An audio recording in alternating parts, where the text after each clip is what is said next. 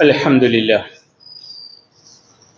الحمد لله الذي هدانا لهذا وما كنا لنهتدي لولا أن هدانا الله نحمده ونستعينه ونؤمن به ونتوكل عليه ونعوذ بالله من شرور أنفسنا ومن سيئات أعمالنا من يهده الله فلا مضل له ومن يضلله فلا هادي له ونشهد أن لا إله إلا الله وحده لا شريك له ونشهد أن محمدا عبده ورسوله أرسله بالهدى ودين الحق ليظهره على الدين كله ولو كره المشركون اللهم صل على محمد وعلى آل محمد كما صليت على إبراهيم وعلى آل إبراهيم وبارك على محمد وعلى آل محمد كما باركت على إبراهيم وعلى آل إبراهيم في العالمين إنك حميد مجيد أما بعد فإن خير الحديث كتاب الله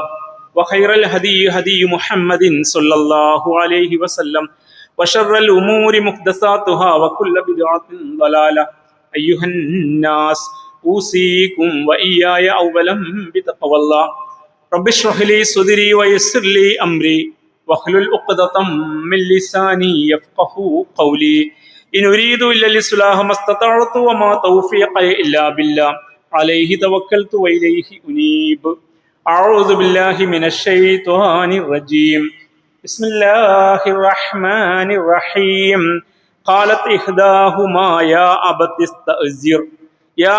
استأجر إن خير من استأجرت القوي الأمين صدق الله العلي العظيم ബഹുമാന്യരായ രക്ഷിതാക്കളെ, സഹോദരന്മാരെ, സഹോദരിമാരെ, അള്ളാഹുവിൻ്റെ വിധിവിലക്കുകൾ പാലിച്ച് ജീവിക്കണമെന്ന് ആദ്യമായി എന്നോടും തുടർന്ന് എൻ്റെ സഹോദരി സഹോദരന്മാരോടും ഉപദേശിക്കുന്നു. വംശഹത്യയുമായി ബന്ധപ്പെട്ട വിശുദ്ധ ഖുർആൻ പഠിപ്പിക്കുന്ന പാഠഭാഗം മുഹറമിലെ വിമോചനത്തിൻ്റെ പശ്ചാത്തലത്തിൽ ഇന്ത്യൻ അവസ്ഥയിലെ നിലവിലെ മുസ്ലിം സമുദായം അനുഭവിക്കുന്ന ദുരന്തത്തെ മുൻപ് വെച്ചുകൊണ്ട് തുടർച്ചയായ ഖുതുബകളിലൂടെ നാം കേട്ടുകൊണ്ടിരിക്കുകയാണ്. മൂസ അലൈഹി സ്വലാത്തു വസ്സലാമ പ്രവാചകനായിട്ടില്ലാത്ത കാലത്ത് ഈജിപ്തിലുണ്ടായ ഒരു സംഭവത്തിൻ്റെ പേരിൽ അവിടെ നിന്ന് നാട് വിട്ടുപോയ ചരിത്രം വിശദമായി ഖുർആൻ പഠിപ്പിക്കുന്നുണ്ട്. ജീവിച്ചുകൊണ്ടിരിക്കുന്ന ഒരു മുസ്ലിം സമുദായത്തിൽ അവരനുഭവിക്കുന്ന പ്രതിസന്ധിയെ തരണം ചെയ്യാൻ അവർ കരുത്തരാവുകയും അള്ളാഹുവിൻ്റെ പിന്തുണ അവർക്ക് ലഭ്യമാവുകയും ചെയ്യുന്നതിന് ഈ പ്രവാചകനിലൂടെ പഠിപ്പിക്കപ്പെട്ട പാഠഭാഗങ്ങൾ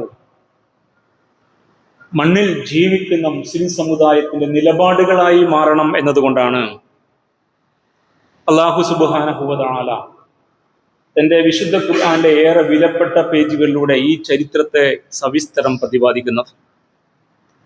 വംശഹത്യക്ക് വിധേയമായി കൊണ്ടിരിക്കുന്ന ഒരു സമുദായമാണ് ഈജിപ്തിലെ അന്നത്തെ മുസ്ലിം സമുദായം. ആ സമുദായത്തിലെ പ്രതിനിധിയാണ് ഈ യാഥാർത്ഥ്യങ്ങളൊക്കെ അറിയുന്ന നല്ല തിരിച്ചറിവുള്ള യുവാവാണ് മൂസ. അന്ന് അദ്ദേഹം പ്രവാചകനല്ല. സമൂഹത്തിലേക്ക് ഇറങ്ങി തിരിച്ചപ്പോൾ ഉണ്ടായ ഒരു ദുരനുഭവത്തിൽ തന്റെ ഭാഗത്ത് വന്ന തെറ്റായി അംഗീകരിച്ചുകൊണ്ട് ആ തെറ്റിനെ ന്യായീകരിക്കാതെ അതിൽ അദ്ദേഹം അള്ളാഹുവോട് പശ്ചാത്തപിച്ചതും അള്ളാഹു ആ പശ്ചാത്താപം സ്വീകരിച്ചതുമായ കാര്യം പഠിപ്പിക്കുന്നു. അദ്ദേഹം ഒരു പ്രതിജ്ഞ എടുക്കുന്നുണ്ട്, ഇനി ഞാൻ ഒരിക്കലും ഈ സമുദായത്തിലെ ക്രിമിനലുകളുടെ സഹായിയായി മാറില്ല. മുസ്ലിം സമുദായം അനുഭവിക്കുന്ന ദുരന്തത്തിന്റെ പശ്ചാത്തലത്തിൽ അവരുടെ ശത്രു അവർക്കെതിരെ നിരന്തരമായ ഹത്യാശ്രമങ്ങൾ നടത്തിക്കൊണ്ടിരിക്കുന്ന ഒരു പശ്ചാത്തലത്തിൽ കേവല സാമുദായികതയുടെ വക്താക്കളായി മുസ്ലിമീങ്ങൾ മാറാൻ പാടില്ല എന്നും ഇസ്ലാം പഠിപ്പിക്കുന്ന ഉന്നതമായ നീതിബോധവും ധാർമ്മികതയും അവരെ നയിക്കണമെന്നുമാണ് ഈ സംഭവത്തിലൂടെ കൃത്യമായി പഠിപ്പിക്കുന്നത്. കേവല സാമുദായികതയുമായി ബന്ധപ്പെട്ട് നിലപാടെടുക്കുന്ന വ്യക്തികളും കുടുംബങ്ങളും സംഘടനകളും സംവിധാനങ്ങളും പാർട്ടികളുമൊക്കെ വലിയ അന്യായമാണ് ചെയ്തുകൊണ്ടിരിക്കുന്നത്. അത്തരം അന്യായങ്ങളെ ഇസ്ലാം ഒരിക്കലും പൊറുക്കില്ല എന്ന് ഈ സംഭവത്തിന്റെ പശ്ചാത്തലത്തിൽ തിരുവചനങ്ങളിലൂടെ നാം മനസ്സിലാക്കുകയും ചെയ്തു. അത്തരം ആളുകൾ, പക്ഷപാതിത്വപരമായ നിലപാട് സ്വീകരിക്കുന്നവർ, നീതിയെ, ധർമ്മത്തെ പരിഗണിക്കാത്തവർ, അവർ മുസ്ലിമായി മരിക്കില്ല. മീത്തൻ ജാഹിലിയ, അനിസ്ലാമിക മരണമേ അവർക്ക് സാധ്യമാകൂ എന്ന് കൃത്യതയോടെ പഠിപ്പിച്ചിരിക്കുന്നു ഇസ്ലാം. നാം പഠിച്ച ഒരു പാഠം അതാ.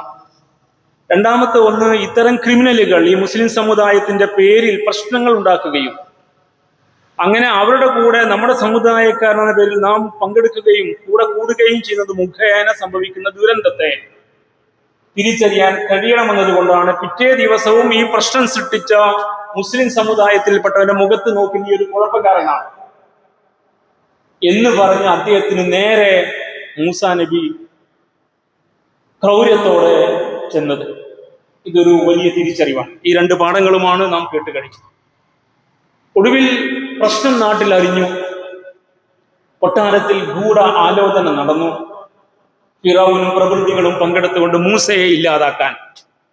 അന്ന് മൂസ പ്രവാചകനായിട്ടില്ല കേട്ടോ. ഗുണകാംക്ഷിയായ ഒരാൾ ആ പട്ടണത്തിന്റെ അങ്ങേ അറ്റത്ത് ഓടി വന്ന് മൂസയോട് ഇങ്ങനെ ഒരു സ്വകാര്യം പറഞ്ഞു. സൂറ ഖസസിലെ 20-ാമത് വചനം,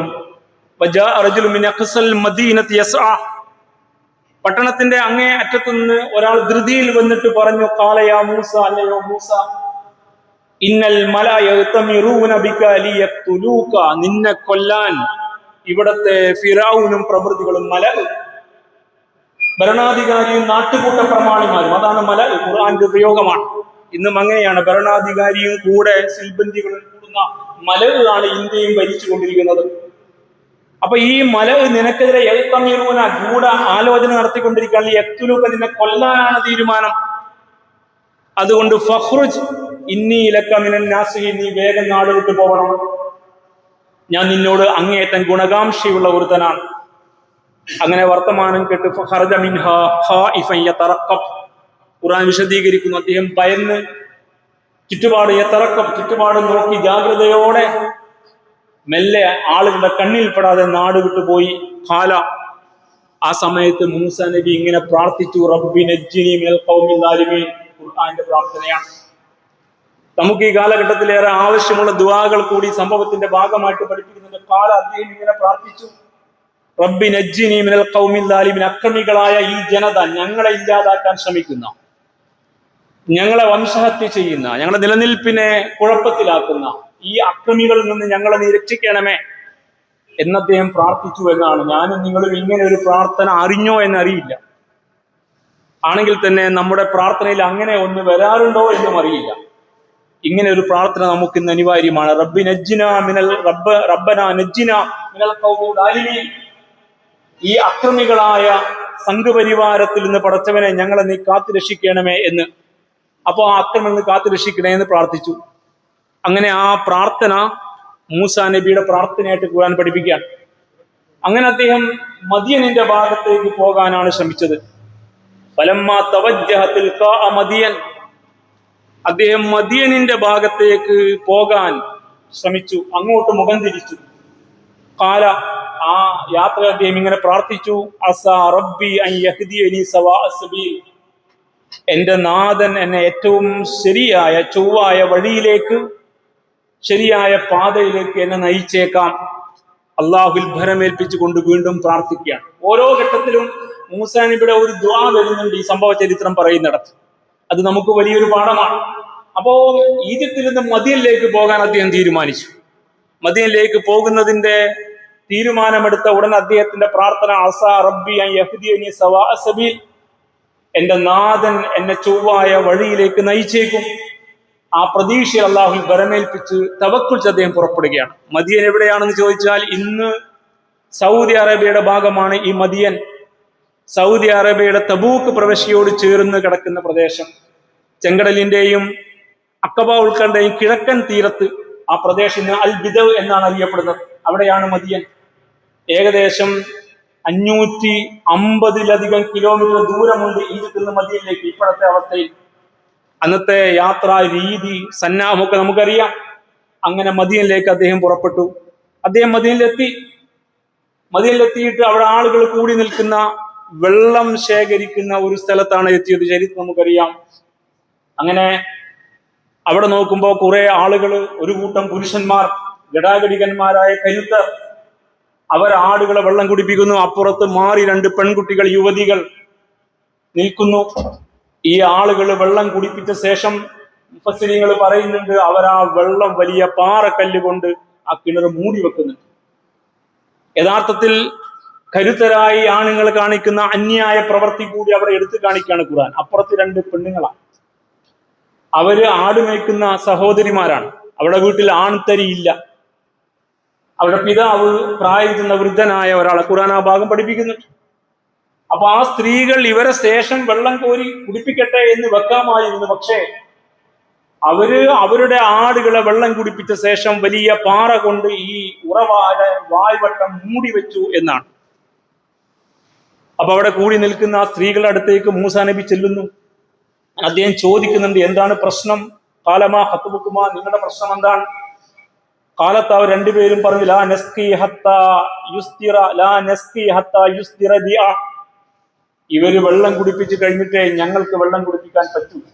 അപ്പൊ അവരുടെ ഒരു ധാർഷ്ട്യവും ധിക്കാരവും ഒക്കെ ആ പദപ്രയോഗം വ്യക്തമാക്കുന്നു. അബൂനാ ഷെയ്ഖുൻ കബീർ, ഞങ്ങളുടെ ബാപ്പ പ്രായം ചെന്ന വൃദ്ധനായ ഒരാളാണ്. ഇത് കേട്ടപ്പോ മൂസാ നബി അലൈഹി സ്വലാത്തു വസ്സലാമ അവര് മൂടി വെച്ച കിണറിന്റെ കല്ല് ഇളക്കി മാറ്റിയിട്ടു ഈ പെൺകുട്ടികളുടെ ആടുകളെ വെള്ളം കുടിപ്പിക്കുന്നു. ഖുർആൻ ആ ഭാഗം വിശദീകരിക്കുന്നു. സൂറ ഖസസ് 24-ാം വചനത്തിൽ ഫസഖാലഹുമാ, അവരുടെ 2 പേരുടെയും ആടുകളെ അദ്ദേഹം വെള്ളം കുടിപ്പിച്ചു. സുമ്മ തവല്ല ഇലല്ലില്ല്, എന്നിട്ട് അവിടെയുള്ള മരത്തിന്റെ തണലിലേക്ക് അദ്ദേഹം മാറിയിരുന്നു. ഫഖാല, അപ്പോൾ മൂസാ നബി വീണ്ടും ഇങ്ങനെ പ്രാർത്ഥിച്ചു, റബ്ബി, എന്റെ നാഥ, ഇന്നി ലിമാ അൻസൽത ഇലയ്യ മിൻ ഖൈരിൻ ഫഖീർ, നീ എനിക്ക് ഇറക്കി തന്ന ഏതൊരു സഹായത്തിനും ഞാൻ ഇന്ന് ആവശ്യമുള്ളവനാണ് കേട്ടോ. എന്റെ അവസ്ഥ ഇതാണ്. സ്വന്തം നാട്ടിൽ നിൽക്കാൻ നിവൃത്തിയില്ലാതെ, എനിക്ക് ബന്ധുക്കളോ സഹായികളോ പരിചയക്കാരോ ഇല്ലാത്ത ഒരു നാട്ടിലേക്ക് ഞാൻ അഭയാർത്ഥിയായി വന്നിരിക്കുകയാണ്. ഞാൻ ഈ ചെയ്ത പ്രവർത്തനത്തിന്റെ പേരിൽ എനിക്ക് എന്തെങ്കിലും നന്മ ലഭ്യമാകാനുണ്ട് എങ്കിൽ നിന്റെ സഹായം ഏതെങ്കിലും വഴിക്ക് കിട്ടാനുണ്ടെങ്കിൽ ഞാൻ അതിന് അർഹനാണ് കേട്ടോ ഫക്കീർ, ഞാൻ അതിന് ആവശ്യക്കാരനാണ് കേട്ടോ എന്ന് മൂസാ നബി പ്രാർത്ഥിക്കുക. ഈ പ്രാർത്ഥനയും സവിശേഷമാണ്. നാം നിലനിൽക്കുന്ന ഒരു സാമൂഹിക ക്രമത്തിനകത്ത് ഏതെങ്കിലും ഭാഗത്തുനിന്ന് എന്തെങ്കിലും സഹായം പടച്ചവനെ ഞങ്ങളെ ഇല്ലാതാക്കാൻ ശ്രമിക്കുന്ന ഈ സംഘത്തിന്റെ നിലപാടുകൾക്കെതിരെ ഉണ്ടെങ്കിൽ അത്തരം സഹായങ്ങൾക്ക് ഞങ്ങൾ ഇപ്പോൾ ആവശ്യക്കാരാണെന്ന് കേട്ടോ എന്ന് 2 കൈ നീട്ടി വല്ലപ്പോഴും ഞാൻ നിങ്ങൾ പ്രാർത്ഥിച്ചു പോകും.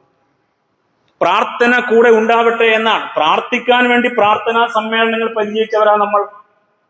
പ്രാർത്ഥനാ സമ്മേളനത്തിൽ ആള് കൂടാൻ കാരണം പലപ്പോഴും ഞാൻ പ്രാർത്ഥിച്ച അല്ലാഹ് സ്വീകരിക്കില്ല എന്ന ബോധ്യം കൊണ്ടാവാം, കയ്യിലിരിപ്പ് അങ്ങനെയൊക്കെ ആയതുകൊണ്ട്, ഉപജീവന മാർഗം ഹലാൽ അല്ലാത്തത് കൊണ്ട്, എല്ലാ വൃത്തികളിലും പങ്കെടുക്കുന്നത് കൊണ്ട്, അങ്ങനെയൊക്കെ മുന്നോട്ട് പോകുമ്പോൾ ആരൊക്കെയോ പ്രാർത്ഥിച്ചങ്ങ് സിറാത്ത് പാലം കടന്നു കിട്ടും എന്നൊക്കെ വിചാരിച്ചിട്ട് ആളുകൾ തിങ്ങിക്കൂടുന്ന കാലായത്. അല്ലെങ്കിൽ അങ്ങനെ ഒരു പ്രാർത്ഥനാ സമ്മേളനം ഹബീബിന്റെ കാലത്തില്ലല്ലോ. ഓരോ ഘട്ടത്തിലും ഞാൻ അനുഭവിക്കുന്ന പ്രശ്നങ്ങൾ എൻ്റെ ഉള്ളിൽ നിന്ന് വരുന്ന ഒരു പ്രാർത്ഥനാ രീതിയുണ്ട് ഇസ്ലാമിൽ. ഇവിടെ മൂസാ നബിയെ നമ്മൾ അങ്ങനെയാണ് ആ പ്രാർത്ഥന പ്രത്യേകം പറയാൻ കാരണം, അനുഭവിക്കുന്ന പ്രതിസന്ധിയുടെ ആഴമറിയുമ്പോൾ ആ വിശ്വാസിയുടെ വികാരവും വിചാരവും അതുമായി അങ്ങ് ചേരുമ്പോ അവന്റെ ഉള്ളിൽ നിന്നൊരു പ്രാർത്ഥന വരും. ആ പ്രാർത്ഥനയ്ക്ക് പ്രത്യേക ശൈലിയൊന്നും വേണ്ട, ഭാഷയും പ്രശ്നമല്ല. ഭാഷയെല്ലാം സൃഷ്ടിച്ചവൻ നാഥന. ഭാഷയില്ലാത്ത അവസ്ഥകളുടെ മനോമുകുരത്തിലെ വികാരങ്ങളെ അറിയുന്നവനാണ് തമ്പുരാൻ എന്ന് പഠിപ്പിച്ച മതമാണ് ഇസ്ലാം. അതുകൊണ്ട് സഹോദരന്മാരെ, ഈ പ്രാർത്ഥന നമുക്കിന്ന് ആവശ്യമാണ്. റബ്ബി ഇന്നി ലിമാ അൻസൽത ഇലയ്യ മിൻ ഖൈരിൻ ഫഖീർ, പടച്ചവനെ ഞങ്ങൾക്ക് നീ നൽകുന്ന ഏതൊരു സഹായവും ഞങ്ങൾ അത് അർഹിക്കുന്നു ഇപ്പോൾ. അതുകൊണ്ട് ഇവിടുത്തെ ഭരണകൂടത്തെ ചോദ്യം ചെയ്യാൻ ഒരു കൂട്ടം ചെറുപ്പക്കാർ ഇറങ്ങി തിരിച്ചപ്പോൾ അവരാരോ ആവട്ടെ, ഇന്നേ വരെ ചൂണ്ടി വർത്തമാനം പറയാൻ തൊടാൻ കള്ളനാണ്, ചോരനാണ്, കുഴപ്പക്കാരനാണ്, നീ മാറി നിൽക്കുക എന്ന് പറയാൻ ഏതാനും ചെറുപ്പക്കാർ ശ്രമം നടത്തിയെങ്കിൽ അത് നമുക്ക് ആവശ്യമുള്ള സഹായം തന്നെയാണ്. അങ്ങനെയാണ് കാര്യങ്ങൾ കണ്ടത്. ആ ഡൽഹിയിൽ പങ്കെടുത്ത കുട്ടികളെ കുറിച്ചാണ് പറഞ്ഞത്.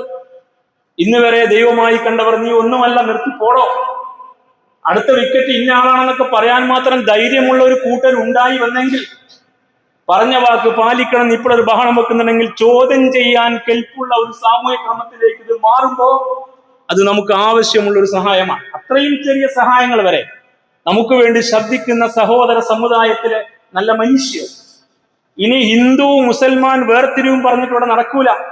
കാര്യങ്ങൾ നേരെ ചൊവ്വ അല്ലെങ്കിൽ ഞങ്ങൾ ചോദ്യം ചെയ്യുമെന്ന് പറയാൻ അവർക്ക് സാധിക്കുന്നു എങ്കിൽ എല്ലാ മുസ്ലിം സമുദായത്തിന്റെ പേരിൽ വെച്ച് കെട്ടിയിട്ട് തോന്യാസം കാണിക്കാൻ ഇവിടെ പറ്റില്ല എന്ന ഒരു ശബ്ദം അതങ്ങ് ശ്രദ്ധാകേന്ദ്രമായ സ്ഥലത്തുനിന്ന് ശ്രദ്ധിക്കപ്പെടും വിധം ലോക രാഷ്ട്രങ്ങളുടെ ശ്രദ്ധയിലേക്ക് എത്തും വിധം മുടങ്ങുന്നുണ്ടെങ്കിൽ അത് നമുക്ക് ആവശ്യമുള്ള ഒരു സഹായമാണ്. ഇങ്ങനെ വിഷയങ്ങളെ കാണാൻ നിങ്ങൾ പഠിച്ചു നോക്കൂ. അപ്പൊ നമുക്ക് ഈ കാലഘട്ടത്തിൽ ജീവിക്കുന്ന മുസൽമാന് ശരിയായ വിചാരവും വികാരവും ഉണ്ടായി വരും. അതുകൊണ്ട് റബ്ബി ഇന്നി ലിമാ അൻസൽത ഇലയ്യ മിൻ ഖൈറിൻ ഫഖീർ, പടച്ചവനെ നീ എനിക്ക് നൽകുന്ന ഏത് സഹായത്തിനും ഞാനിപ്പോൾ അർഹനാണ് കേട്ടോ. നാം മരത്തണൽ ഈ പെൺകുട്ടികളുടെ ആടുകളെ വെള്ളം കുടിപ്പിച്ച ശേഷം അദ്ദേഹത്തിന് പ്രാർത്ഥിക്കാം. മുഫസ്സിരീങ്ങൾ വിശദീകരിക്കുന്നുണ്ട് സൂറ ഖസസിലെ ഈ ഭാഗം വെച്ചുകൊണ്ട് ഇവിടെ അദ്ദേഹത്തിന്റെ സേവന സന്നദ്ധത, അദ്ദേഹത്തിന്റെ തഖ്വാബോധം, അദ്ദേഹത്തിന്റെ തവക്കുൽ, ഇത് വിശ്വാസികൾ പഠിക്കേണ്ട പാഠമാണെന്നാണ്. ഇദ്ദേഹത്തിന്റെ സന്നദ്ധത നോക്കൂ. നിങ്ങളെ പ്രശ്നം എന്താ? പ്രതിസന്ധി അനുഭവിക്കുന്ന കൂട്ടരുടെ അടുക്കൽ ഒരു മുസ്ലിം എത്തുന്നുള്ളതാണ്. നാട്ടിൽ ജീവിക്കുന്ന മുസൽമാന്മാർ മനസ്സിലാക്കേണ്ടതാണ്. അവിടെ മതവും ജാതിയൊന്നും ഉണ്ടാവില്ല. എന്താണ് നിങ്ങളെ പ്രശ്നം? വമാ ഖത്ബുകുമാൻ ചോദിച്ചില്ല. അത് കേവലം ഒരു കഥ വായിക്കലല്ല. എന്താണ് നിങ്ങളെ പ്രശ്നം എന്നാ? നിങ്ങളുടെ പ്രശ്നം ചോദിച്ചത് ഞങ്ങളുടെ പ്രശ്നം പറഞ്ഞു. ഞങ്ങൾക്ക് ഇങ്ങനെയാണ് കേട്ടോ. വൃദ്ധനായ ഒരു പിതാവാണുള്ളത്. തരിക്ക് പോലും ഞങ്ങളെ വീട്ടിലില്ല. ഞങ്ങൾ 2 സ്ത്രീകളാണ്. ഇവരിങ്ങനെയാണ് ചെയ്യുക. അവര് വെള്ളം കുടിപ്പിച്ചിട്ട് അത് കഴിഞ്ഞ് അവരവിടെ തൊട്ടിയും വെച്ച് ആ പാത്രവും വെച്ച് പോവല്ല, അവർ ആ കിണർ മൂടി വെച്ചിട്ടേ പോവും. ഇതറിഞ്ഞപ്പോ ആ കിണറിന്റെ മൂടി മാറ്റി വെള്ളം കുടിപ്പിച്ചിട്ട് ഇപ്പുറത്ത് മാറി നിൽക്കാൻ ഒരു പ്രതിഫലവും അവരോട് ചോദിച്ചിട്ടില്ല. അള്ളാഹുവോട് പറഞ്ഞ് പടച്ചവനെ ഏത് സഹായവും എനിക്കിപ്പോൾ ആവശ്യമാണ് കേട്ടോ. ഞാൻ അഭയാർത്ഥിയാണ്. നിന്റെ ഭാഗത്ത് നിന്ന എന്ത് സഹായത്തിന് ഞാൻ അർഹനാണ് കേട്ടോ. ഞാൻ ഫക്കീർ, ആവശ്യക്കാരനാണ്, ഫക്കീറാണ്. ആ പ്രയോഗം അങ്ങനെ ഖുർആനിൽ തമ്പുരാനുമായിട്ട് സംവദിക്കുകയാണ്. ഓരോ ഘട്ടത്തിലും അള്ളാഹുമായി അങ്ങനെ സംവദിച്ച് അവനിൽ ഭരമേൽപ്പിച്ച് മുന്നോട്ട് പോവുക, തമ്പുരാനിൽ ഭരമേൽപ്പിക്കുക. തവക്കുൽ, ഈ വിശ്വാസവും ഈ സേവന സന്നദ്ധതയും ഈ മാനുഷിക പരിഗണനയും ഈ തവക്കുൽ നമുക്കുണ്ട് എങ്കിൽ സഹോദരന്മാരെ നമ്മൾ പിടിച്ചു നിൽക്കും. മുസ്ലിം സമുദായത്തെ ഇല്ലാതാക്കാൻ ഒരു സംഘത്തിനും കഴിയില്ല. ഒരു കാലത്ത് ഈ സമുദായം ഇല്ലാതാവുകയുമില്ല. അവർക്ക് ശേഷം ഈ സമുദായം ജീവിക്കും. ഈ പാഠമാണ് മുഫസ്സിരീങ്ങൾ കൃത്യമായിട്ട് പഠിപ്പിക്കുന്നത്. അതുകൊണ്ട് ഈ സമർപ്പണ ബോധം, ഈ തെളിഞ്ഞ മാനവികമായ സ്നേഹത്തിന്റെ സേവനത്തിന്റെ സന്നദ്ധത, അത് മുസ്ലിം സമുദായത്തിലെ ഓരോരുത്തരെയും ശൈലിയായി മാറണം എന്ന് വളരെ കൃത്യമായി സംഭവത്തെ മുൻനിർത്തിക്കൊണ്ട് മഹാരഥന്മാരായ പണ്ഡിതന്മാർ പഠിപ്പിക്കുന്നു. അദ്ദേഹത്തിന്റെ ഉറച്ച വിശ്വാസത്തിന്റെ ഭാഗമായിട്ടാണ് അദ്ദേഹം ഓരോ ഘട്ടത്തിലും അള്ളാഹുവിനെ കൂടെ നിർത്തി പടച്ചവനെ നീ എന്നെ സഹായിക്കണം, നീ എന്നെ രക്ഷിക്കണം, നീ എന്റെ കൂടെ ഉണ്ടാവണം, നിന്റെ സഹായം എനിക്ക് ആവശ്യമാണ് എന്നിങ്ങനെയുള്ള ആത്മസമർപ്പണത്തിന്റെ, തഖ്വയുടെ ആത്മസമർപ്പണത്തിന്റെ ധാർമ്മികതയുടെ, അതാണ് മൂസാ നബി അലൈഹി സ്വലാത്തു വസ്സലാം. അദ്ദേഹത്തിന്റെ ആ വ്യക്തിത്വമാണ്, ആ നിലപാടാണ് ശത്രുവിനെ പോലും മറികടന്ന് ജയിക്കാൻ പിന്നീട് അതിന് സാധ്യമാകുമാറ് തമ്പുരാന്റെ പിന്തുണ ലഭ്യമായത് എന്ന് മുഫസ്സിരീങ്ങൾ ഈ ചരിത്രം വെച്ചുകൊണ്ട് പഠിക്കും. നമ്മൾ കഥകൾ മാത്രമാണ് കേൾക്കാറ്. പലപ്പോഴും കഥകളിലെ പാഠങ്ങളിലേക്ക് നമ്മൾ കടക്കാറില്ല. തിരുവചനത്തിൽ ഇങ്ങനെ പറയുന്നു, ഇന്നസിദ്ക യഹ്ദിൽ ബിർ, ഒരാള് ആദർശം ഉൾക്കൊണ്ടുകൊണ്ട് സത്യസന്ധതാപരമായ നിലപാടുള്ളവനാണ് എങ്കിൽ ആ നിലപാട് സിദ്ക്ക് അവനെ ബിറിലേക്ക്, നന്മയിലേക്ക്, പുണ്യത്തിലേക്ക്, മനുഷ്യന് സേവനം ചെയ്യുന്ന സൽപ്രവർത്തിയിലേക്ക് നയിക്കുന്ന. മൂസാ നബി ഇവിടെ സൽപ്രവർത്തനമാണ് ചെയ്തത്. ആ പെൺകുട്ടിയുടെ ദുർബലരായ ആ ടീമിന്റെ ആടുകളെ വെള്ളം കുടിപ്പിച്ച് അവരെ സഹായിച്ചു. അങ്ങനെയുള്ള ബിർ, വൈനൽ ബിർ യഹ്ദിൽ ജന്ന, അത്തരം പുണ്യം സ്വർഗത്തിലേക്ക് നയിക്കും. തിരുനബി സല്ലല്ലാഹു അലൈഹി വസല്ലം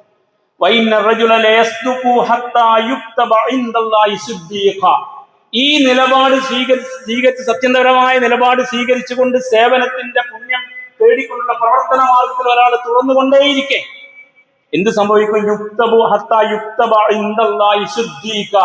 ആ വ്യക്തിയെ അല്ലാഹുവിന്റെ സിദ്ദീഖ് എന്ന് രേഖപ്പെടുത്തുന്ന, സിദ്ദീഖുകളിൽപ്പെട്ടവരായി മാറാൻ ആഗ്രഹിക്കുന്നവരാണ്.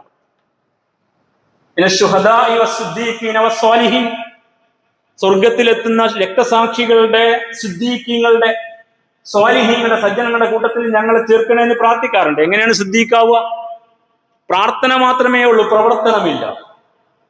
പ്രാർത്ഥനയിൽ പലതും ചോദിക്കും, പക്ഷെ അതിനുവേണ്ടി പ്രവർത്തനമില്ല, നിലപാടുകളില്ല. പ്രാർത്ഥനയും പ്രവർത്തനവും, പ്രവർത്തനവും പ്രാർത്ഥനയും സമ്മിശ്രമായി ചേരുന്നിടത്താണ് വിശ്വാസി ഉണ്ടാവുക. ഇതാണ് മൂസാ നബിയുടെ ചരിത്രം. അതുകൊണ്ട് നമ്മൾ നന്മയുടെ മാർഗത്തിൽ നമ്മുടെ ആദർശത്തെ മുറുകെ പിടിച്ച് മനുഷ്യന്റെ പ്രശ്നങ്ങൾ ഏറ്റെടുത്തും ഇടപെട്ടും സാധ്യമാകുന്ന സേവന സന്നദ്ധരായി ബിറിന്റെ മാർഗത്തിൽ ചരിക്കുമ്പോൾ അള്ളാഹുവിന്റെ അടുത്ത് നമ്മൾ സിദ്ദീഖ് എഴുതപ്പെടും.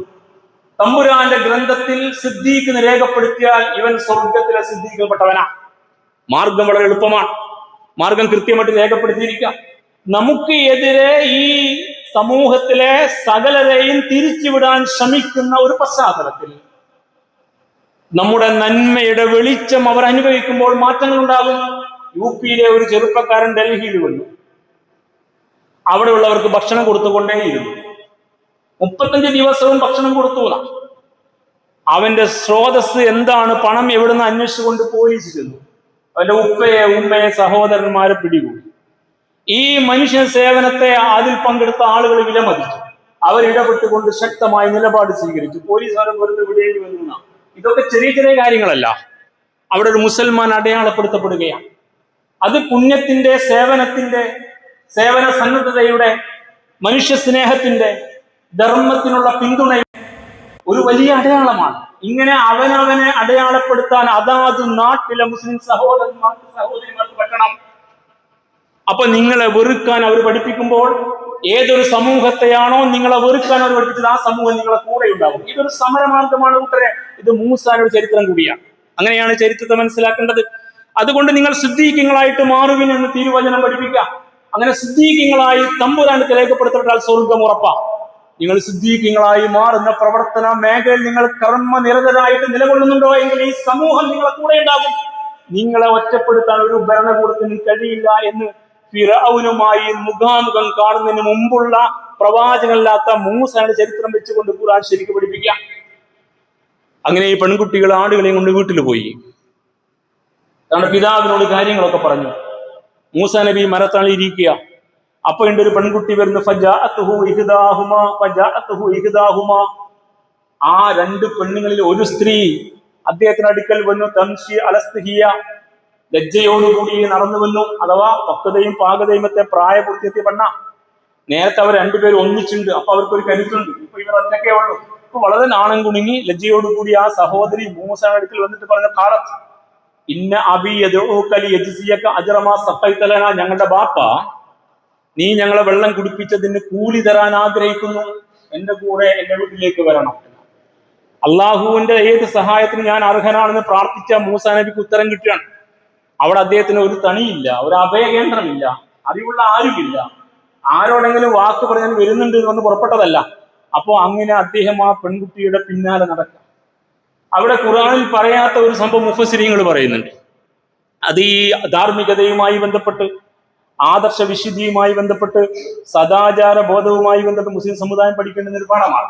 ഈ ചരിത്രം വിശദീകരിച്ചുകൊണ്ട് ഇബ്നു കസീർ റഹിമഹുല്ല, ഇമാം തൊബരി, ഇമാം ഖുർത്തുബി റഹിമഹുമുല്ല, അവര് അബ്ദുല്ലാഹി ഇബ്നു മസ്ഊദ് റളിയല്ലാഹു തആല അൻഹു, അതുപോലെ ഇമാം അബ്ദുല്ലാഹി ഇബ്നു മസ്ഊദ് റളിയല്ലാഹു തആല ഉമർ ഖത്താബ് റളിയല്ലാഹു തആല അൻഹുമ, ഇവർ 2 പേരുടെയും ഹദീസിന്റെ അടിസ്ഥാനത്തിൽ പറയുന്നു. അങ്ങനെ ഈ പെൺകുട്ടി മുമ്പിൽ നടക്കുന്നു, മൂസാ നബി പിറകിൽ നടക്കുക, വഴി കാണിച്ചു കൊടുക്കുക. അങ്ങനെ മുന്നോട്ട് പോയപ്പോ കാറ്റടിച്ചപ്പോ ഈ യുവതിയുടെ വസ്ത്രം അങ്ങോട്ട് ഇളകാൻ തുടങ്ങി. ശരീരത്തിന്റെ നിമ്നോന്നതങ്ങൾ പ്രകടമാകുന്ന അവസ്ഥ വന്നു. മൂസാ നബി പറഞ്ഞു, നിൽക്കവിടെ, നീ പിറകിൽ നടക്ക, ഞാൻ മുമ്പിൽ നടക്കാം. എനിക്ക് വഴി തെറ്റുകയാണെങ്കിൽ ഒന്നുകിൽ ഇടത്തേക്കോ വലത്തേക്കോ എന്ന് പറയും, അല്ലെങ്കിൽ ഏത് ഭാഗത്തിൽ അങ്ങോട്ട് കല്ലെടുത്തരിയും. ആ കല്ലിന്റെ ശബ്ദം കേട്ട് ശബ്ദം ഞാൻ അങ്ങോട്ട് തിരിഞ്ഞോളാം. ഞങ്ങൾ സ്ത്രീകളുടെ പിന്നിൽ നോക്കുന്ന ആളുകളല്ല. ഇതൊരു വല്ലാത്ത വാർത്ത. അതൊരു തിരിച്ചറിവിന്റെ വാചക.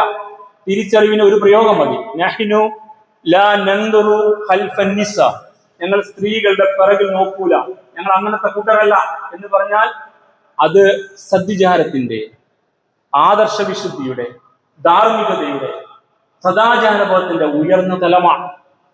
സ്ത്രീകളുടെ വസ്ത്രത്തിന്റെ ഇപ്പോഴത്തെ കോലം നമുക്കറിയാം. ശരീരം, അതിന്റെ മുഴുവൻ ഭാഗങ്ങളെയും വസ്ത്രം ധരിച്ചിരിക്കലും നഗ്നരായി കൊണ്ട് പ്രദർശിപ്പിക്കുന്ന രീതിയിലാണ് നമ്മുടെ തെരുവും പലപ്പോഴും നമ്മുടെ കല്യാണ സദസ്സുകളുമെല്ലാം. മക്കളും പേരമക്കളൊക്കെ അങ്ങനെ വേഷം ധരിക്കുന്നതിൽ പലപ്പോഴും നിസ്കാരത്തഴമ്പുകാർക്ക് അസ്കത ഉണ്ടാവാറില്ല. അത്തരം കൂടിക്കലകൾ പ്രശ്നമാവാറില്ല. അങ്ങനെയൊക്കെയാണ് നമ്മുടെ സമൂഹം. ഇങ്ങനെയൊക്കെ ആണെങ്കിൽ നമുക്കൊരു നിലപാടുണ്ടാവില്ല. പക്ഷെ ഇവിടെ ഒരു നിലപാട് പ്രഖ്യാപനം നടത്താം. നീ പിറകിൽ നടക്ക്, ഞാൻ മുമ്പിൽ നടക്കാം. വഴി എനിക്കറിയില്ല. ഈ പ്രദേശത്ത് ആടുകളെ വെള്ളം കുടിപ്പിച്ച് എത്ര ദൂരം പോകണം താമസിക്കുന്ന സ്ഥലത്തേക്ക് നല്ല. കാരണം ആട് മേയ്ക്കുന്ന ഇടം അത്തരത്തിൽ വിജനമായ സ്ഥലമായിരിക്കും, പുൽമേടുകളോ മറ്റോ ആയിരിക്കും. ആളുകൾ താമസിക്കുന്ന ഇടം വേറെ ഒരു ദിക്കിലായിരിക്കും. അപ്പൊ അത്രയും ദൂരം സഞ്ചരിക്കാൻ എനിക്ക് വഴി അറിയില്ല. വഴി അറിയാത്ത എനിക്ക് ഒന്നുകിൽ നീ ശബ്ദം ഉണ്ടാക്കിക്കൊണ്ടോ, ഇടത്ത് വലത്ത് എന്ന് പറഞ്ഞുകൊണ്ടോ, അതല്ലെങ്കിൽ തിരിയേണ്ട ഭാഗത്തേക്ക് കല്ലെറിഞ്ഞിട്ടോ എന്നെ നീ ഉണർത്തിയാൽ മതി, ഞാൻ ആ ഭാഗത്തേക്ക് തിരിഞ്ഞോളും. ഞങ്ങൾ ഒരു വംശക്കാർ സ്ത്രീകളുടെ പിൻഭാഗത്തേക്ക് നോക്കുന്നവരല്ല എന്ന് മൂസാ നബി പറഞ്ഞെങ്കിൽ തിരിച്ചറിയുക. ഈ ധാർമ്മികതയാണ് നമുക്കുണ്ടാവേണ്ടത്, ഈ സദ്വിചാരമാണ് നമുക്കുണ്ടാവേണ്ടത്, ഈ സദാചാര ബോധമാണ് ഉണ്ടാവേണ്ടത്. അത്തരം തഖ്വാ ബോധം എന്ന് ഈ സമുദായത്തിന് മികവുള്ള അവസ്ഥയിലേക്ക്, കാഴ്ചപ്പാടിലേക്ക് മാറി വരുന്നുവോ, അന്ന് ഈ സമുദായം ശത്രുവിനെ അതിജയിക്കും. അതാണ് അടുത്ത പാഠം. വിശുദ്ധ ഖുർആൻ പഠിപ്പിക്കുന്ന പാഠം കൂടിയാണത്. സൂറ അൽ അംഫാൽ വചനം 29. യാ അയ്യുഹല്ലദീന ആമനു, അല്ലയോ വിശ്വാസികളെ, ഇൻ തത്തഖുല്ലാഹ യജ്അൽ ലക്കും ഫുർഖാന, നിങ്ങൾ അള്ളാഹുവിന്റെ വിധിവിലക്കുകൾ യഥാവിധി പാലിക്കുന്നുവെങ്കിൽ ഫുർഖാൻ കിട്ടും നിങ്ങൾക്ക്. ഫുർഖാൻ വിശുദ്ധ ഖുർആന് പകരം പറയുന്ന ഒരു പദമാണ് ഫുർഖാൻ. സത്യവും അസത്യവും നേരും നെറിയും വേർതിരിക്കുന്ന കാഴ്ചപ്പാടുള്ളവരായി നിങ്ങൾ മാറും, നിലപാടുകാരായി മാറുന്ന. നീ മുമ്പിൽ നടക്കല്ല, അത് ശരിയല്ല, ഞങ്ങൾ അങ്ങനത്തെ ആളുകളല്ല, നീ പിറകിൽ നടക്കുക, നീ ഒരു സ്ത്രീയാണ്, നിന്റെ ശരീരത്തിന്റെ വടിവുകൾ എനിക്ക് പ്രകടമാകുന്ന അവസ്ഥ വരാൻ പാടില്ല എന്ന് പറഞ്ഞ് അവിടെ എന്ത് നിലപാട് സ്വീകരിക്കണം എന്ന് സ്വയം പ്രഖ്യാപിക്കാനും നിലപാട് സ്വീകരിക്കാനും കരുത്തുള്ളവരായി മാറുന്ന ഫുർഖാൻ. അത് വല്ലാത്തൊരു പ്രയോഗമാണ്, ഖുർആന്റെ പ്രയോഗം. ഫുർഖാൻ കിട്ടുമെന്ന് പറഞ്ഞാല് നമുക്കൊരു ഗ്രന്ഥം കിട്ടുന്നല്ല. ഏത് സന്ദർഭത്തിൽ താൻ മുറുകെ പിടിക്കുന്ന ആദർശത്തിന്റെ അടിസ്ഥാനത്തിലെ നിലപാട് തീരുമാനിച്ച് അതനുസരിച്ച് പ്രഖ്യാപിച്ച് ആ നിലപാട് മുന്നോട്ട് പോകാനുള്ള തഖ്വാ ബോധം, അതാണ് ഫുർഖാൻ. അതുകൊണ്ട് യാ അയ്യുഹല്ലദീന ആമനു, അല്ലയോ വിശ്വാസികളെ, ഇൻ തത്തഖുല്ലാഹ യജ്അൽ ലക്കും മഖ്റജ യജ്അൽ ലക്കും ഫുർഖാന, നിങ്ങൾ അള്ളാഹുവിൽ യഥാവിധി അവന്റെ കൽപ്പന പാലിച്ച് നിലകൊള്ളുന്ന തഖ്വയുള്ള ആളുകളായിട്ട് മാറുകയാണെങ്കിൽ നിങ്ങൾക്ക് അവൻ ഫുർഖാൻ നൽകും. ഓരോ ഘട്ടത്തിലും എടുക്കുന്ന നിലപാടുകൾ കരുത്തോടെ എടുക്കാൻ സ്വീകരിക്കും, നിങ്ങൾക്ക് സാധിക്കും. നിങ്ങൾ ഒരിക്കലും അധീരരാവില്ല. നിങ്ങൾ ഒരിക്കലും ഇപ്പൊ ഞാനൊന്നും പറയണ്ട, ഇവരെ സഹായം എനിക്ക് ആവശ്യമാണ്, ഇപ്പൊ എന്റെ ആദർശം പറയേണ്ട സമയമല്ല ഇത്, ഇപ്പൊ ആ കിട്ടുന്ന ആ നിലപാട് അവർ തിരുന്ന് സ്വീകരിച്ച് നിൽക്കാം എന്നൊക്കെ വിചാരിച്ചുകൊണ്ടൊരു മാപ്പു സാക്ഷിത്വം സ്വീകരിക്കാനുള്ള തഖ്വ.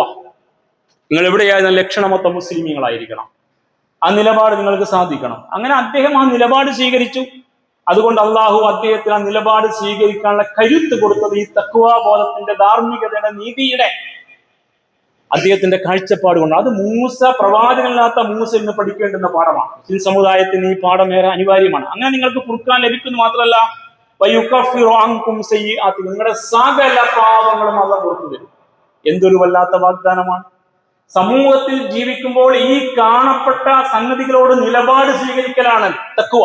നമുക്ക് പലപ്പോഴും തഖ്വ വേഷഭൂഷാദികളാണ്, ഹാവഭാവങ്ങളാണ്, ആരാധന കാണിക്കുന്ന വല്ലാത്ത ഒരു കാട്ടിക്കൂട്ടലാണ്.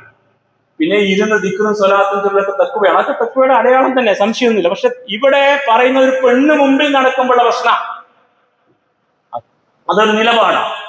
അഥവാ പുറത്തിറങ്ങിയാൽ മനുഷ്യർക്കിടയിൽ ജീവിക്കേണ്ടി വരുമ്പോൾ നമ്മുടെ തഖ്വയുടെ അടിസ്ഥാനത്തിൽ ക്രമീകരിക്കപ്പെട്ട ഒരു സാമൂഹിക ക്രമത്തിൽ അല്ല എന്ന തിരിച്ചറിവോടുകൂടി തന്നെ ഓരോ ഘട്ടത്തിലും ആ തഖ്വയുടെ നിലപാടിനനുസരിച്ച് ഫുർഖാനോടെ, വ്യക്തമായ വിവേചന അധികാരത്തോടെ കാര്യങ്ങൾ മനസ്സിലാക്കി തിരിച്ചറിവോടെ നിലപാട് സ്വീകരിക്കാൻ കഴിയുന്നു എങ്കിൽ നിങ്ങൾ മുത്തക്കികളാണ്. തഖ്വ അവിടെയാണ് കേട്ടോ, തഖ്വ അവിടെയാണ്. അതുകൊണ്ട് ആ തഖ്വ ഹാഹുന, തഖ്വ ഇവിടെയാണെന്ന് ഹൃദയത്തിലേക്ക് കൈവച്ച് റസൂലുള്ളാഹി പറഞ്ഞത്. നിലപാടുകളാണ്, കാഴ്ചപ്പാടുകളാണ്, വീക്ഷണങ്ങളാണ്, തിരിച്ചറിവുകളാണ്, ധീരമായ ധാർമ്മികമായ ബോധ്യമാണ്. അതിന്റെ അടിസ്ഥാനത്തിലെ സ്റ്റെപ്പുകളാണ്, കാൽവെപ്പുകളാണ്. അതാണ് തഖ്വ എന്ന് പഠിപ്പിച്ചു. അങ്ങനെ നിങ്ങൾ തഖ്വയുള്ളവരായാൽ യുകഫിറു അൻകും സയ്യിആതികും, പാപങ്ങൾ പുറത്തു കിട്ടും, പാപങ്ങൾ പുറത്തു കിട്ടും. വയഗ്ഫിർ ലക്കും, നിങ്ങളുടെ എല്ലാ പാപം അല്ലാഹു വീണ്ടും പുറത്തു തരും. യുകഫിർ അൻകും സയ്യിആതികും, നിങ്ങളുടെ പാപങ്ങൾ അവൻ വിട്ടുവീഴ്ച ചെയ്തു തരും. വയഗ്ഫിർ ലക്കും, നിങ്ങളുടെ പാപങ്ങൾ പുറത്തു തരും. വല്ലാഹു ദുൽ ഫദ്ലിൽ അലീം, ഏറെ ഔദാര്യവാനാണ് തമ്പുരാൻ ഈ വിഷയത്തിൽ. നിങ്ങൾക്ക് നിലപാടുണ്ടോ മുസ്ലിം സമുദായമേ, എങ്കിൽ നിങ്ങൾ അതിജയിക്കും എന്ന് പഠിപ്പിക്കാൻ. അങ്ങനെ അദ്ദേഹം ആ വീട്ടിൽ ചെന്നു. വളരെ വ്യക്തമായ സ്വീകരണം കിട്ടി. ഷുഐബ് നബി അലൈഹി സ്വലാത്തു വസ്സലാം, മദീനയിൽ പ്രായം ചെന്ന പ്രവാചകൻ, അദ്ദേഹം സ്വീകരിച്ചു. സുരക്ഷിതമായ മാന്യമായ സ്വീകരണം, നല്ല ആശ്വാസവാത്മ, പേടിക്കണ്ട, അള്ളാഹ് കൂടെയുണ്ട്. അദ്ദേഹം പറഞ്ഞു കൊടുത്തു. ഒടുവിൽ അദ്ദേഹം ഇങ്ങനെ പറഞ്ഞു, ആ പെൺകുട്ടികൾപ്പെട്ട ഒരു പെൺകുട്ടി പറഞ്ഞു, ഖാലത്ത് ഇഹ്ദാഹുമ, ആ രണ്ട് പെണ്ണുങ്ങൾ ഒരാൾ പറഞ്ഞു, യാ അബത്തി, പൊന്നുപിതാവേ, ഇസ്തഅ്ജിർഹു, അദ്ദേഹം ഞങ്ങളുടെ ആടുകളെ വെള്ളം കുടിപ്പിച്ച് നിങ്ങൾ കൊടുക്കേണ്ട കൂലി കൊടുക്കും, പ്രതിഫലം നൽകും. ഇന്ന ഖൈറ മൻ ഇസ്തഅ്ജർതൽ ഖവിയ്യുൽ അമീൻ, താങ്കൾ കൂലി കൊടുക്കാൻ വേണ്ടി ഇപ്പോൾ തങ്ങളുടെ മുമ്പിൽ ഹാജരാക്കപ്പെട്ട ഈ വ്യക്തി ഉണ്ടല്ലോ, ആ വ്യക്തി അൽ ഖവിയ്യുൽ അമീൻ, ഖവിയാണ്, അമീന. ഓരോ മുസ്ലിമും കവിയും അമീനുമായിരിക്കണം. മൂസയെ പോലെ അലൈഹി സ്വലാത്തു വസ്സലാം കവി ശക്തന. ആ ശക്തി കൊണ്ടാണ്, ശാരീരികമായ കായബലം കൊണ്ടാണ് ആ പാറക്കല്ലെടുത്ത് മാറ്റിയിട്ട് ആ കിണറ്റിൽ നിന്ന് വെള്ളം കോരിയെടുത്ത് ആടുകളെ കുടിപ്പിക്കാൻ മൂസക്ക് പറ്റിയത്. കരുത്തില്ല. അതുകൊണ്ടാണ് നാട് വിട്ട് 550 കിലോമീറ്റർ സഞ്ചരിച്ചെത്താൻ മൂസക്ക് പറ്റിയത്. ശാരീരികമായ കരുത്ത് മാനസികമായ ദൃഢത നൽകും. മാനസികമായ ദാർഢ്യം നല്ല ശക്തമായ ശാരീരിക യോഗ്യതയിൽ മാത്രം ഉണ്ടാകുന്ന ഒന്നാണ്.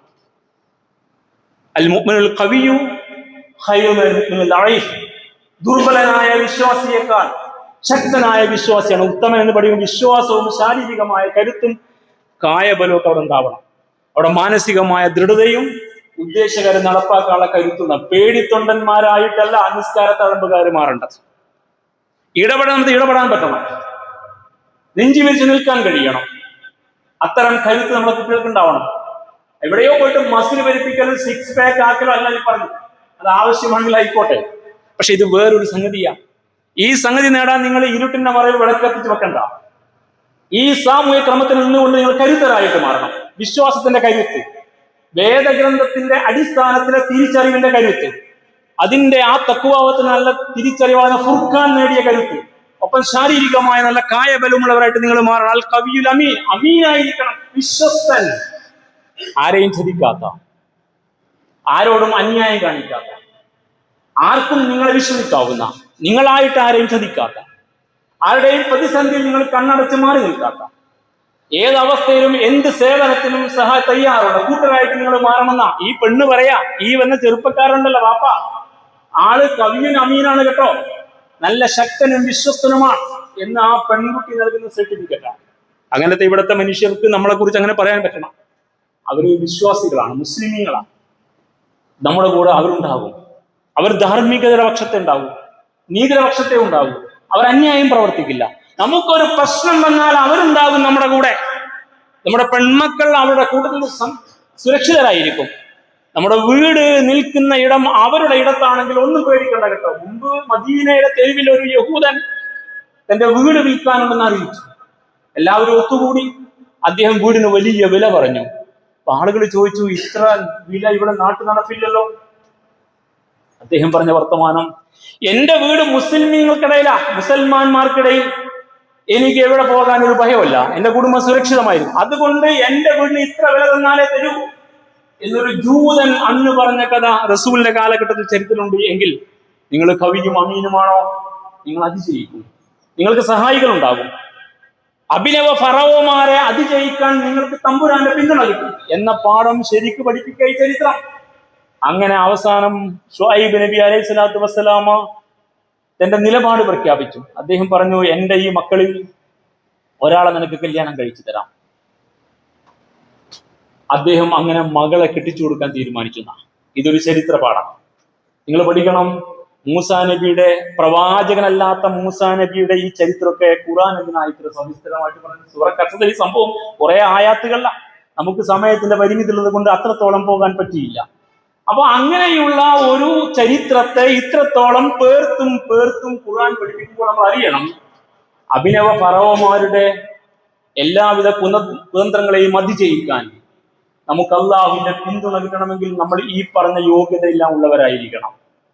അത്തരം യോഗ്യതയുള്ള മുസൽമാന്മാരായിട്ട് നാമും നമ്മുടെ മക്കളും നമ്മുടെ മഹല്ല് സംവിധാനത്തിലെ അംഗങ്ങളും നമ്മുടെ സംഘടനാ സംവിധാനത്തിലെ ആളുകളും നമ്മുടെ രാഷ്ട്രീയ പാർട്ടിയിലെ അണികളുമൊക്കെ യോഗ്യരാണ് എങ്കിൽ വീണ്ടും മുഹറമിലെ വിജയത്തിന്റെ, വിമോചനത്തിന്റെ ആവർത്തനം സംഭവിക്കും. അല്ലാത്ത പക്ഷം ഇന്ത്യൻ അവസ്ഥയിൽ ചീപ്പസ്റ്റ് ലേബേഴ്സ് ആയിട്ട് മുസൽമാന്മാർ അധപ്പതിക്കുകയും ചെയ്യും. തെരഞ്ഞെടുക്കാനുള്ള സാധ്യത മുമ്പിലുണ്ട്. ഈ സാധ്യതയെ കൃത്യമായിട്ട് പഠിപ്പിക്കുകയാണ് ഇസ്ലാം. അതുകൊണ്ട് സഹോദരന്മാരെ, ഈ സംഭവ കഥ കേവലം ഒരു കഥയല്ല. വിശുദ്ധ ഖുർആൻ വെറും കഥ പറയുന്ന ഒരു ഗ്രന്ഥമല്ല, പുരാണമല്ല, അത് ഐതിഹ്യമല്ല. അത് നമുക്ക് പാഠങ്ങൾ നൽകുന്ന ചരിത്രമാണ്. ജനോസൈഡിന് മുമ്പിൽ വിറങ്ങലിച്ചു നിൽക്കുന്ന സമുദായമേ, നിങ്ങൾ ഈ പാഠം ശരിക്കും പഠിക്കുകയെന്ന് നമുക്ക് ഈ സമുദായത്തോട് ഉറക്കെ പറയാൻ കഴിയണം. അല്ലാഹു സുബ്ഹാനഹു വ തആല ഈ ചരിത്ര പാഠങ്ങളെ യഥാവിധി ഉൾക്കൊണ്ടുകൊണ്ട് ലക്ഷണമൊത്ത കരുത്തരായ, ആദർശധീരരായ, ശാരീരികമായ ശേഷിയുള്ള, കവിയും അമീനുമായ വിശ്വാസിനികളായി മാറാൻ നമ്മെ സഹായിക്കുമാറാവട്ടെ. അഖൂലു ഖൗലി ഹാദാ വസ്തഗ്ഫിറുല്ലാഹ ലീ വലക്കും വസ്തഗ്ഫിറൂഹു ഇന്നഹു വൽ ഗഫൂറുർ റഹീം വദ്ഉഹു ഇന്നഹു വൽ ബർറുൽ കരീം.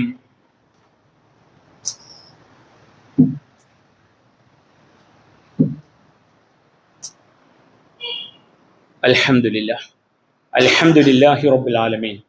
അല്ലാഹുമ്മ സ്വല്ലി വസല്ലിം അലാ അബ്ദിക വറസൂലിക മുഹമ്മദിൽ അമീൻ വഅലാ ആലിഹി വഅസ്ഹാബിഹി അജ്മഈൻ. അയ്യുഹന്നാസു ഉസീകും സാനിയം ബിതഖ്വല്ലാഹ് യാ അയ്യുഹല്ലദീന ആമനു തഖുല്ലാഹ ഹഖ തുഖാതി വലാ തമൂതുന്ന ഇല്ലാ വഅൻതും മുസ്ലിമൂൻ. ബഹുമാന്യരായ സഹോദരന്മാരെ, അള്ളാഹുവിന്റെ കൽപ്പനകൾ പാലിക്കണം ഒരിക്കൽ കൂടി ഉണർത്തുകയാണ്. അള്ളാഹു സുബ്ഹാനഹു വ തആല അവന്റെ ദാസിമാരിൽ നാം ഏവരെയും ഉൾപ്പെടുത്തുമാറാവട്ടെ. നമുക്ക് വന്നു ഭവിക്കുന്ന തെറ്റുകുറ്റങ്ങൾ അള്ളാഹു നമുക്ക് വിട്ടുകൊടുത്തു മാപ്പാക്കി തരുമാറാവട്ടെ. നമ്മളിൽ നിന്ന് മരിച്ചുപോയവർക്ക് അള്ളാഹു മഗ്ഫിറത്തും മർഹമത്തും നൽകുമാറാവട്ടെ. നമ്മളെ രോഗികൾക്ക് നാഥൻ ശിഫയും ശമനവും നൽകി അനുഗ്രഹിക്കുമാറാവട്ടെ. നമ്മുടെ പള്ളിയുമായി ബന്ധപ്പെട്ട് നിൽക്കുന്ന രണ്ട് സഹോദരങ്ങൾ, കുടുക്കേങ്ങൽ സെയ്ദലവി സാഹിബും സഹോദരൻ തച്ചറക്കൽ മുനീർ സാഹിബും രോഗാവസ്ഥയിലാണെന്ന കാര്യം നിങ്ങളൊക്കെ അറിഞ്ഞിട്ടുണ്ടാവും. അള്ളാഹു അവർക്ക് ഷിഫ നൽകുമാറാവട്ടെ. പൂർണ്ണമായ ആഫിയത്തും ആരോഗ്യം നൽകി അവരെയും നമ്മയും അള്ളാഹു കാത്തിരക്ഷിക്കുമാറാവട്ടെ. ജനിച്ച മണ്ണിൽ കാലുറപ്പിക്കാൻ അള്ളാഹു നമ്മെ സഹായിക്കുമാറാവട്ടെ. നമ്മുടെ നാശം കൊതിക്കുന്നവരുടെ നാശം അള്ളാഹു ഉറപ്പുവരുത്തുമാറാവട്ടെ. റബ്ബനാ ആതിനാ ഫിദ്ദുനിയ ഹസന വഫിൽ ആഖിറതി ഹസനത വഖിനാ അദാബന്നാർ. اللهم اغفر للمؤمنين والمؤمنات والمسلمين والمسلمات الأحياء منهم والأموات إنك مجيب الدعوات يا قاضي الحاجات. اللهم أعز الإسلام والمسلمين وأذل الشرك والمشركين. اللهم أجرنا من النار، اللهم أجرنا من النار، اللهم أجرنا من النار. ربنا اغفر لنا ولإخواننا الذين سبقونا بالإيمان ولا تجعل في قلوبنا غلا للذين آمنوا ربنا إنك رؤوف رحيم. ربنا تقبل منا إنك أنت السميع العليم وتب علينا إنك أنت التواب الرحيم واغفر لنا يا غافر المذنبين وارحمنا بأنواع رحمتك يا أرحم الراحمين. سبحان ربك رب العزة عما يصفون وسلام على المرسلين والحمد لله رب العالمين. آمين برحمتك يا أرحم